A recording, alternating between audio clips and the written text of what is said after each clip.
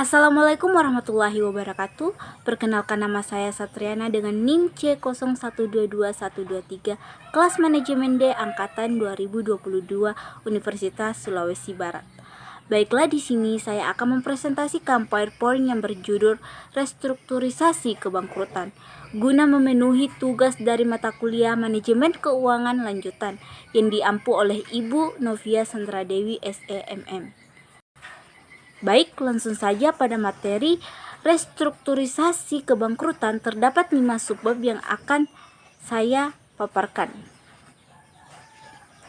Nah, yang pertama yaitu pengertian restrukturisasi dan manfaat bagi perusahaan. Nah, yang kedua, faktor-faktor yang melatar belakangi restrukturisasi perusahaan.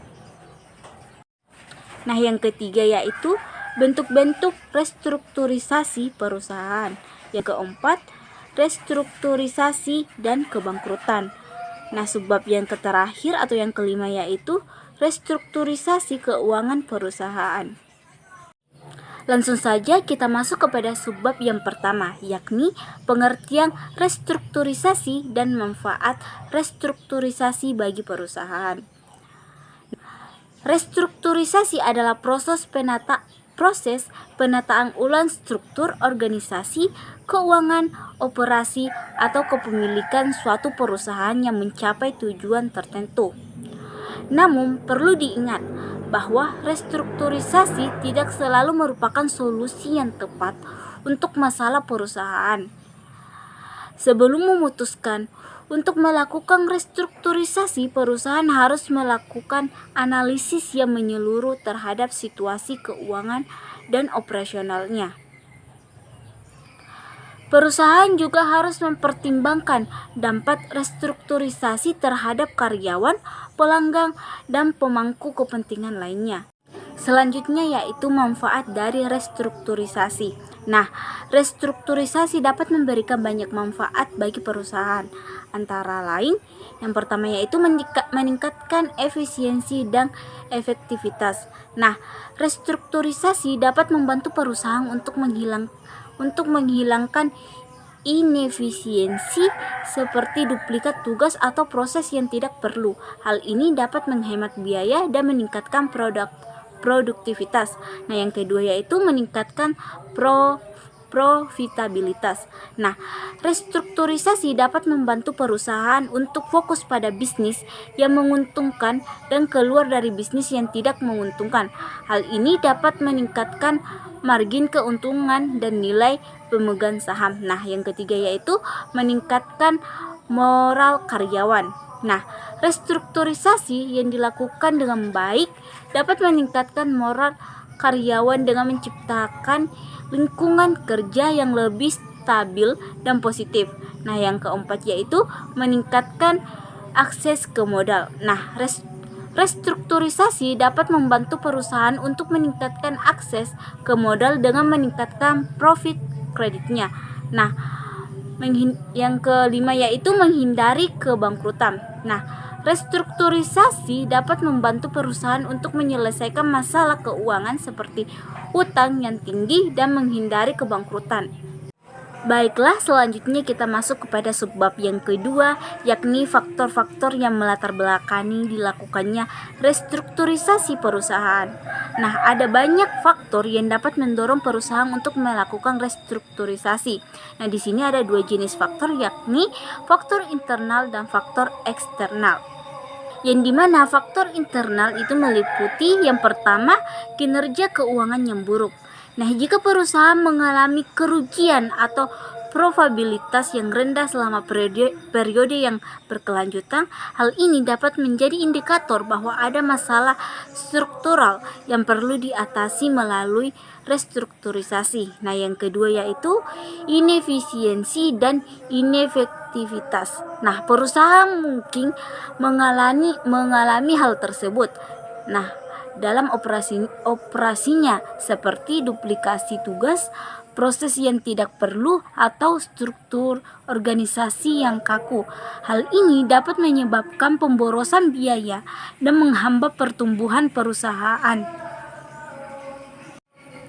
Nah, yang ketiga yaitu utang yang tinggi. Nah, jika perusahaan memiliki tingkat utang yang tinggi, hal ini dapat membebani keuangan dan membuatnya sulit untuk mendapatkan modal baru. Nah, restrukturisasi dapat membantu perusahaan untuk mengurangi utangnya dan meningkatkan profit kreditnya. Nah, yang keempat yaitu perubahan pasar.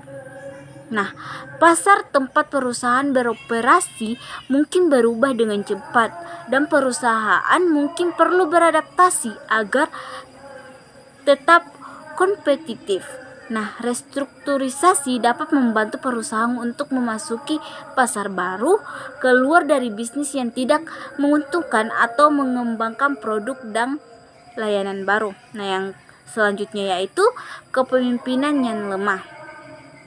Nah, di sini kepemimpinan yang lemah dapat menyebabkan pengambilan keputusan yang buruk dan kurangnya arah strategi. Hal ini dapat mengakibatkan perusahaan mengalami kesulitan keuangan dan operasional. Nah, selanjutnya adalah faktor eksternal. Nah, faktor ini meliputi yang pertama, kondisi ekonomi. Nah, resesi atau kondisi ekonomi yang sulit dapat berdampak negatif pada kinerja keuangan perusahaan. Restrukturisasi dapat membantu perusahaan untuk bertahan hidup dalam masa-masa sulit.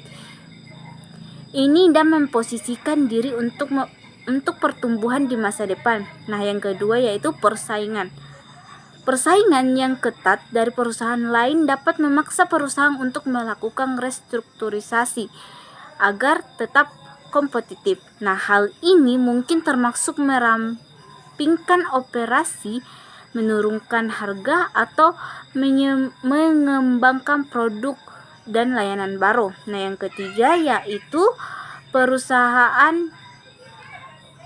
perubahan teknologi. Nah, perubahan teknologi yang cepat dapat membuat produk atau layanan persaingan menjadi usang.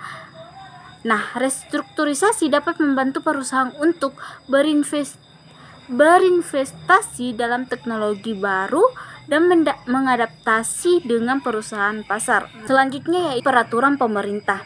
Nah, perubahan peraturan pemerintah dapat berdampak signifikan pada bisnis perusahaan. Nah, restrukturisasi dapat membantu perusahaan untuk mematuhi peraturan baru dan menghindari penalti. Baiklah, sekarang kita masuk kepada subbab yang ketiga, yakni bentuk-bentuk restrukturisasi perusahaan.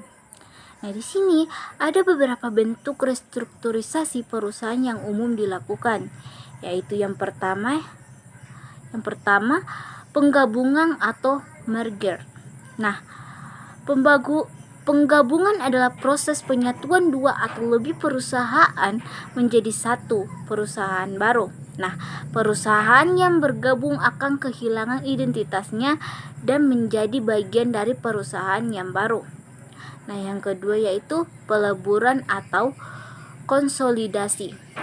Nah, peleburan ini mirip dengan penggabungan, tetapi dalam peleburan satu atau lebih perusahaan akan bubar dan aset dan liabilitasnya akan dialihkan ke perusahaan yang baru. Perusahaan yang bubar akan kehilangan identitasnya. Nah, yang ketiga yaitu akuisisi atau pengambilalihan. Nah, akuisisi adalah proses membeli semua atau sebagian saham perusahaan lain oleh perusahaan lain. Nah, perusahaan yang diakuisisi akan menjadi hak perusahaan dari perusahaan yang mengakuisisi. Nah, yang keempat yaitu pemisahan atau spin-off. Nah, pemisahan adalah proses pemisahan sebagian aset dan liabilitas perusahaan menjadi perusahaan baru yang independen. Nah, perusahaan baru ini akan menjadi anak perusahaan dari perusahaan induk. Nah, yang kelima yaitu likuiditas. Nah, likuiditas di sini adalah proses penjualan aset perusahaan dan pembayaran utang-utangnya. Nah, setelah semua aset dijual dan semua utang dibayarkan, perusahaan akan dibubarkan. Nah, sekarang kita masuk kepada subbab yang keempat, yakni restrukturisasi dan kebangkrutan. Nah, restrukturisasi mengacu pada proses reorganisasi keuangan dan operasional perusahaan yang bertujuan untuk memperbaiki kondisi keuangan dan menghindari kebangkrutan. Sedangkan kebangkrutan merupakan proses hukum di mana perusahaan dinyatakan tidak mampu membayar kewajiban kepada kreditur. Nah, dalam proses kebangkrutan, aset perusahaan akan dilikuiditas atau dijual untuk membayar hutang dan perusahaan akan berhenti beroperasi. Restrukturisasi dan kebangkrutan adalah dua opsi berbeda untuk menyelesaikan masalah keuangan perusahaan. Nah, restrukturisasi ini umumnya lebih disukai karena menawarkan peluang yang lebih baik untuk menyelamatkan perusahaan dan meminimalkan kerugian bagi semua pihak. Namun, kebangkrutan mungkin menjadi pilihan yang tak terelakkan ketika upaya restrukturisasi gagal. Nah, selanjutnya kita masuk kepada materi yang kelima atau yang terakhir, yakni restrukturisasi keuangan perusahaan. Nah, restrukturisasi keuangan perusahaan adalah proses penataan kembali struktur keuangan perusahaan agar lebih sehat dan berkelanjutan. Nah, upaya yang dilakukan ketika perusahaan mengalami kesulitan keuangan itu seperti yang pertama, kasus rendah. Nah, seperti kurangnya dana tunai untuk memenuhi kebutuhan operasional sehari-hari. Yang kedua yaitu ancaman kebangkrutan, seperti perusahaan berisiko tinggi untuk dilikuiditas atau dijual untuk membayar utang. Nah, yang ketiga yaitu utang yang tinggi. Nah, beban utang yang lebih besar daripada pendapatan sehingga sulit untuk melakukan pembayaran. Nah, yang keempat yaitu kerugian yang berkelanjutan. Nah, di sini perusahaan mengalami kerugian selama beberapa periode. Nah, itulah tadi sedikit pemaparan materi mengenai restrukturisasi kebangkrutan. Kurang dan lebihnya mohon dimaafkan. Wassalamualaikum warahmatullahi wabarakatuh.